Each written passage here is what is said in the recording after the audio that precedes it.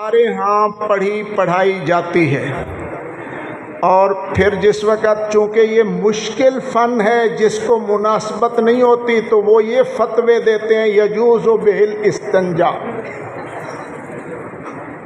جس کو نہیں آتی نا وہ چھڈو جی چھڈو یہ دے پڑھن دا کی فائدہ۔ حالانکہ ہمارے علماء نے، ہمارے مشائخ نے، ہمارے اساتذہ اور محققین نے جس وقت درس نظامی کو مرتب کیا تھا تو منطق اور فلسفے کو اہمیت کے ساتھ مضامین میں اس لیے شامل کیا تھا کہ جب تک انسان منطق اور فلسفہ نہیں پڑھے گا اس وقت تک اس کو قرآن و حدیث کی گہرائی میں اترنا مشکل ہے۔ یہ استنباط مسائل یہ ایسے نہیں ہو سکتے، یہ فقہا ایسے نہیں بن سکتے۔ اگر منطق فلسفہ انسان پڑھتا ہے تو پھر علم میں گہرائی پیدا ہوتی ہے اور عمق پیدا ہوتا ہے، فقاہت آتی ہے، اور اگر یہ نہیں پڑھتا تو پھر سطحی علم ہوتا ہے۔ میں سطحی کی مثال بھی دینا چاہتا ہوں اور عمق کی مثال بھی آپ کی خدمت میں پیش کرنا چاہتا ہوں۔ ایک طالب علم ایک مدرسے میں پڑھ رہا تھا اور پڑھ یہی منطق و فلسفہ رہا تھا۔ اس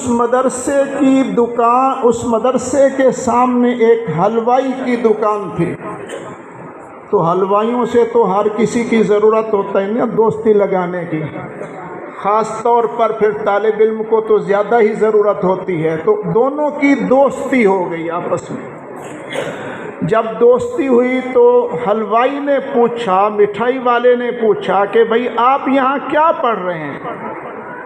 اس نے کہا کہ میں یہاں منطق فلسفہ پڑھنے آیا ہوں، اس لیے کہ یہاں ماہرین منطق اور ماہرین فلسفہ موجود ہیں، تو میں اپنے وطن سے یہاں یہ پڑھنے کے لیے آیا ہوں۔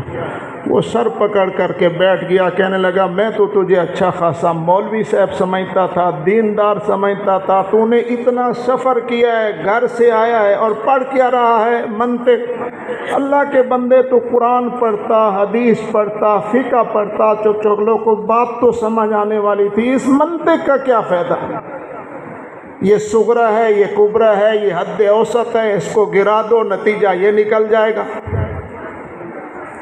ایک دفعہ ہمارے استاد سنا رہے تھے کہ وہ ذرا کی ٹیم جا رہی تھی کسی دعوت کے لیے، تو اس کی کاروں کے نیچے کتے رگڑے گئے، کتے آ گئے، تو منطقی تھے تو انہوں نے ایک جملہ کہا، انہوں نے کہا وزیروں نے دعوت کھائی اور دعوت نے کتے کھائے، نتیجہ حد اسود کو نتیجہ کیا نکلتا ہے؟